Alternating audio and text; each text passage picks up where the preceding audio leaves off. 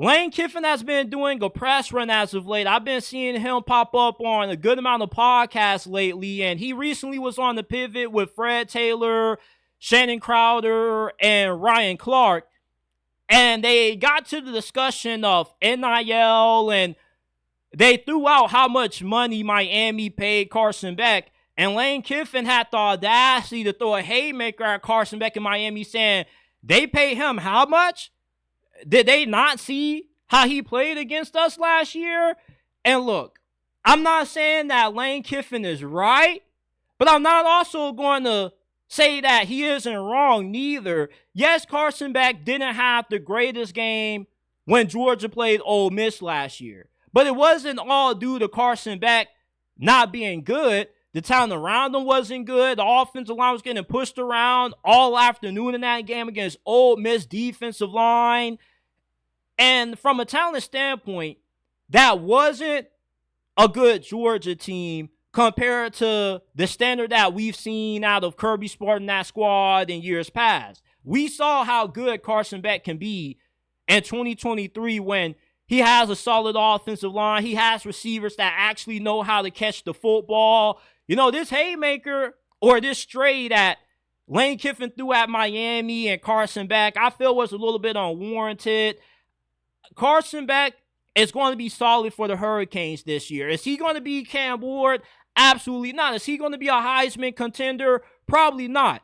But he's going to be able to do something that Cam Ward was unable to do. And it wasn't all Cam Ward's fault why this didn't happen, but Carson Beck could actually lead Miami to the best season that they've had since the early 2000s, where they actually make it to the ACC championship, they win it, and they make it to the college football playoffs, and maybe they win a playoff game or two. Carson Beck has the best situation that he's ever played in all his years playing college football. $4 million for a proven quarterback that has won at the highest level, that's been to a SEC conference championship game. He actually won it. Listen, you can say that Gunnar Stockton won it for Georgia all you want to, but Carson Beck got Georgia to that point. And if he would have stayed healthy, there's a pretty good chance that Georgia probably ends up winning that SEC championship game with Carson Beck being the starter more convincingly due to how good their defense played against Steve Sarkisian's offense. Mario Cristobal is my biggest issue with Miami this year. I don't trust him.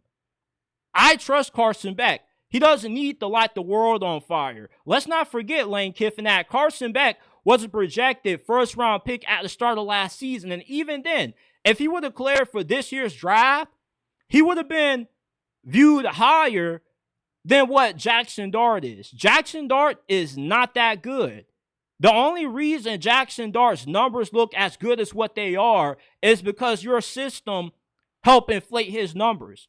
Your system has shown time in and time out that it doesn't equate to quarterbacks being successful at the next level. Last year, we saw Cam Ward elevate his draft stock when he came to Miami. He went from being a projected second-round pick to becoming the first overall pick in this year's draft. Miami is pretty much transfer quarterback you if you are a quarterback that's looking to improve their draft stock, looking to get paid as well, so you can also get a bigger payday when you declare for the NFL draft following the season.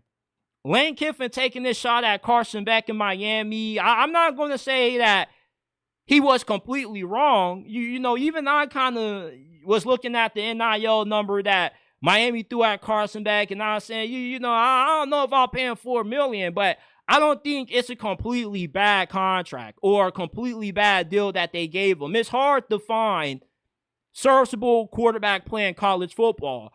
I'm pretty sure if Oklahoma had the ability to pay Carson Beck $4 million before last season, if they knew how bad their quarterback play was going to be, they would have did it. When you have quarterback play that was as bad as what Miami had during the second half of the Park-Talk Bowl with Emory Williams, and you don't really have a lot of options out there because Carson Beck wasn't the only quarterback that Miami went after. Initially, they went after John Mateer, but Oklahoma just put a little bit more money towards him, and also he wanted to follow his OC from Washington State to OU, so it made perfect sense why Miami didn't walk away with him. But they also, going after Carson Beck, didn't make a bad decision. Carson Beck was arguably the best quarterback in the portal this past cycle, and Miami could have done a lot worse than him. Carson Beck gives Miami a shot to be a playoff team if he's able to play at the level that he did in 2023.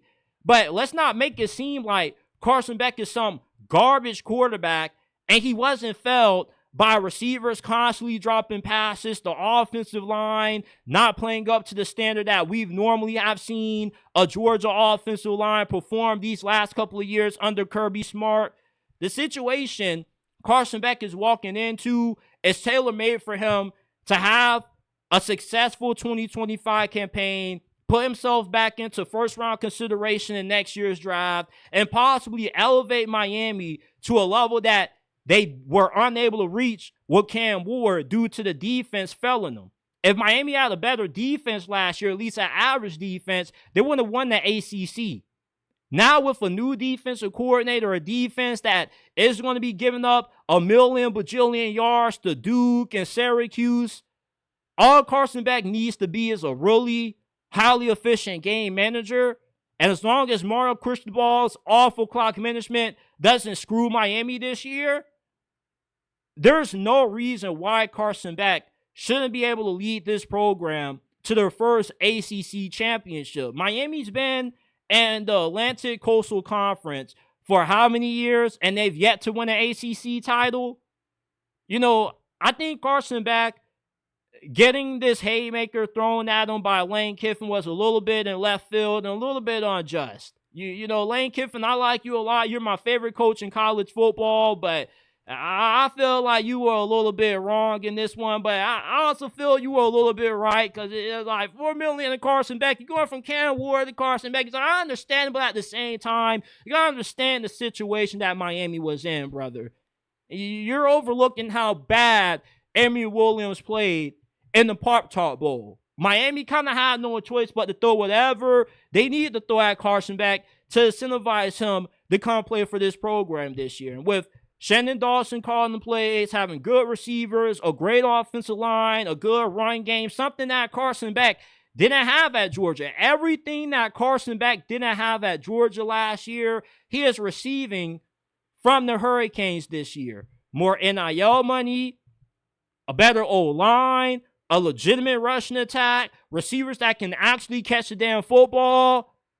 I'm not saying you're completely wrong, but I'm just saying, you're leaving out a lot of context about why Carson Beck had the performance that he had when Georgia lost to Ole Miss.